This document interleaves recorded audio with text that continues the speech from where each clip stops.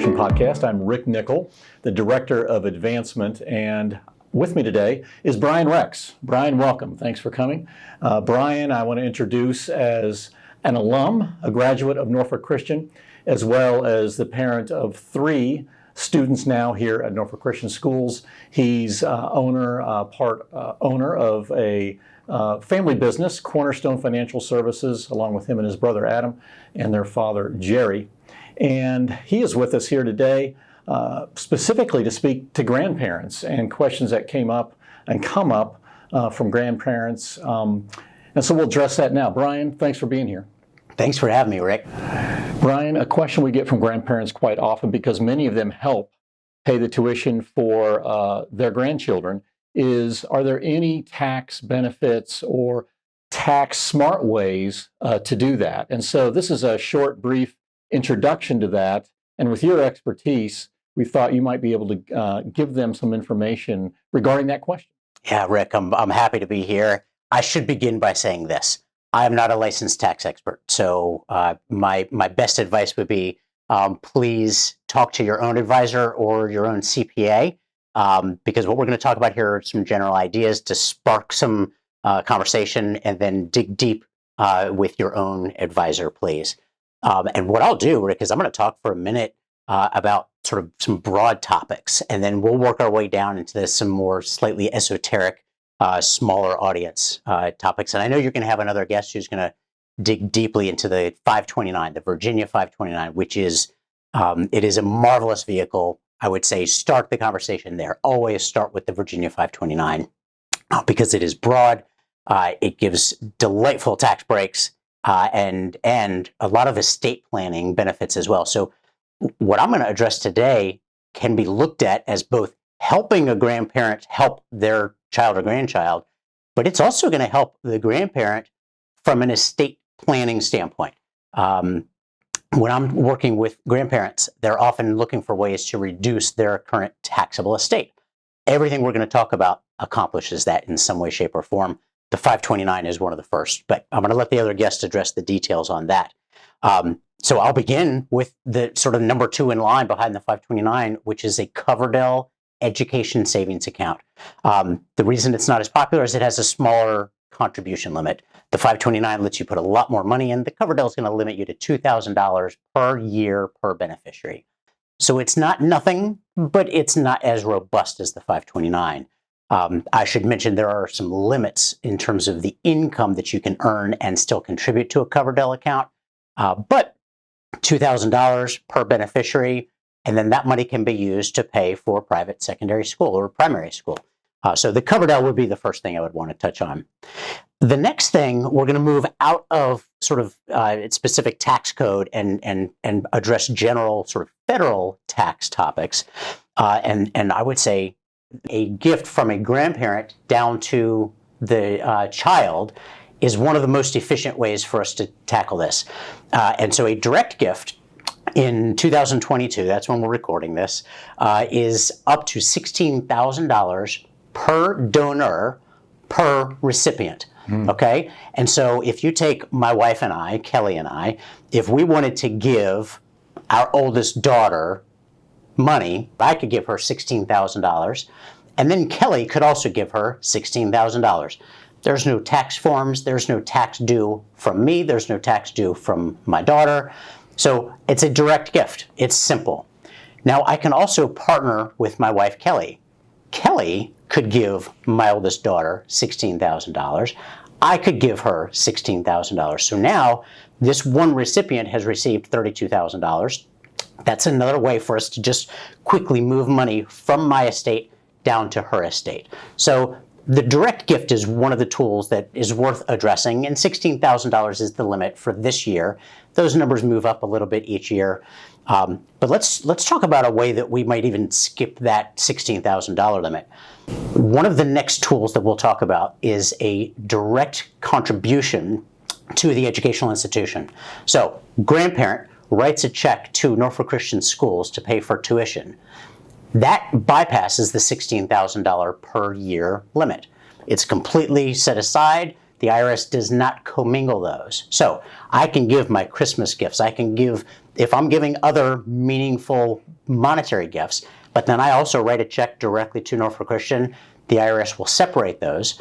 And that's one way for us to get around this. I can write tuition checks for all of my grandchildren, and it will not count against that annual contribution limit. Now, Brian, I want to clarify, those gifts to tuition, though, or those payments to tuition, are not the same as a charitable donation. Am I correct? I'm glad you said that. If you're writing that tuition check, it is a tuition check. It's not deductible.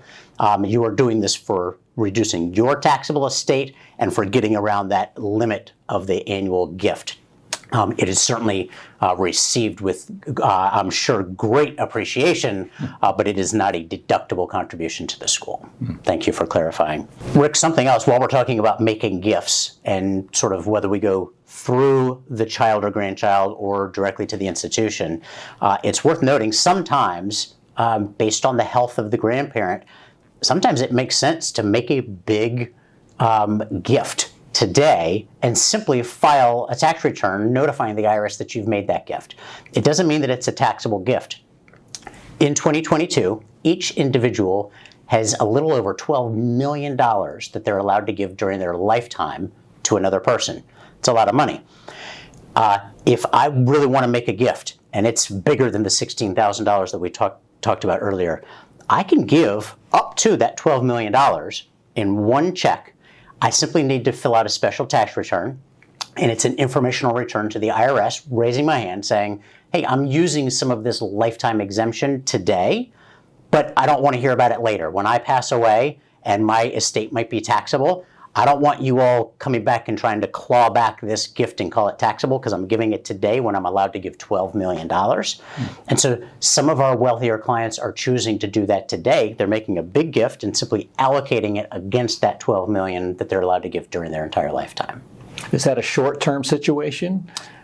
It's a great question. It is a political football is what it is, Rick. So that $12 million number, in my career, that number has been as low as $400,000 that you could give, and it's right now it's at $12.06 million.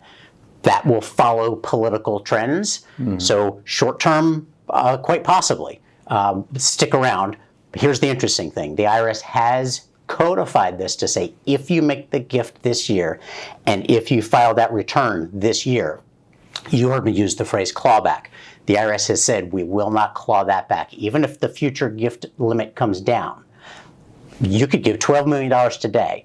If next year the annual limit drops to $1 million, the IRS has said we're not going to come after you for that $11 million excess. And that's that clawback phrase. As long as you file the tax return notifying the IRS, then you're good. Yeah, that's very important. It's worth knowing, right? Yeah. Rick, I think the last topic I'm going to touch on, unless you have specific questions, is it's a little bit of playing games with tax brackets. And so here's what I mean. Let's say grandma and grandpa are wealthier than the kids or the grandkids. Oftentimes that's the case, not always. But let's say grandma and grandpa are in a 37% tax bracket. And maybe they're sitting on some stocks that have appreciated. And in order to help pay tuition, they have a couple of options. They can sell that stock in their own estate and receive the tax burden from that. Or, and here's the idea that I wanted to present, they can use the difference between their tax bracket and their children's tax bracket to take advantage of the lower tax bracket. And essentially this: if I owe taxes at a 37% rate in my own personal estate, it doesn't make sense for me to sell a stock, pay the tax, and then give the cash to my child or grandchild. Instead, I'm going to take that appreciated stock and I'm going to give the stock to the child or the grandchild. In that scenario, my initial basis transfers, right? So we're not avoiding the tax. We're simply saying we'd rather pay it at a lower bracket. And by doing this, instead of me paying tax at 37%, I'm giving the stock to a child who might be in a 12 or a 22% tax bracket. They sell the same stock. They do have to pay tax on the gain. Again, we're not escaping the tax. We're simply saying 12% is less than 37, or even 22 is less than 37. And so we're shifting that income down to a different generation, that might have a lower tax bracket might have no tax bracket. There is a 0% capital gains rate in the current tax code, which is a pretty impressive opportunity.